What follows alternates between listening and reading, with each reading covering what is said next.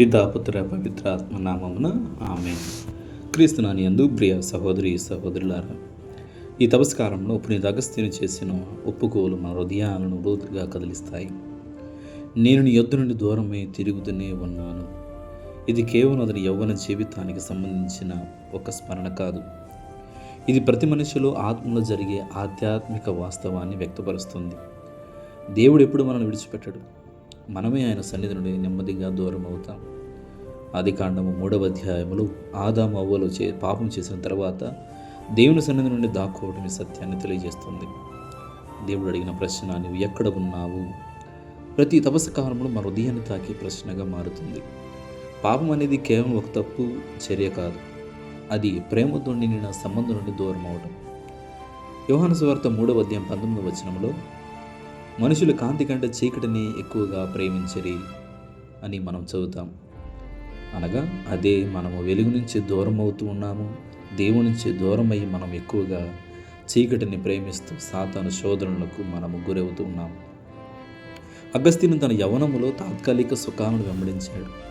గర్వం, స్వార్థము, కాపు, ప్రపంచ ఆశలు ఇవన్నీ అతని దేవుని మరింత దూరం చేశాయి. కానీ ఆ సుఖాలు అతని ఆత్మకు శాంతి ఇవ్వలేకపోయాయి. అందుకే దేవుని వెలుపల వెతికిన ఆనందం ఎప్పుడూ అసంపూర్ణమే.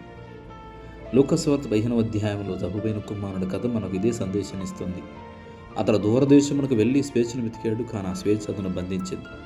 సంపదను కోల్పోయాడు, తండ్రితో సంబంధాన్ని కోల్పోయాడు, చివరకు తన గౌరవాన్ని కోల్పోయాడు. అయితే ఒకరోజు తనలో తాను చైతన్యం పొందెను, తనలో తాను మారు మనసు, తనలో తాను కనివిప్పు కలిగినని మనము వాక్యంలో చదువుతాం. అదే మార్పుకు ఆరంభం. దూరం అవడం మన నిర్ణయం అయితే తిరిగి రావడం కూడా మన నిర్ణయమే.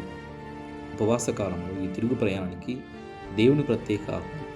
మనం ఒక రోజులోని దేవుని నుండి దూరం అవ్వం, అది నెమ్మదిగా జరుగుతుంది. ప్రార్థన నిర్లక్ష్యం చేయడం ద్వారా, చిన్న పాపలను సమర్థించుకోవడం ద్వారా, గర్వాన్ని పెంచుకోవడం ద్వారా, క్షమించని కోపాన్ని హృదయంలో దాచుకోవడం ద్వారా. యాకోబు పత్రికలో 1వ అధ్యాయము 14-15 వచనంలో మనం చదువుతాం. కోరిక పాపమును జనింపు చేయను, పాప మరణాన్ని కలిగించునందువలన దూరం అవుట ఒక అంతరంగిక ప్రక్రియ. ఇది బయట కనిపించకపోయినా లోపల దేవునితో ఉన్న సంబంధం క్రమంగా బలహీనమవుతుంది. అయితే ఆశ నశించలేదు.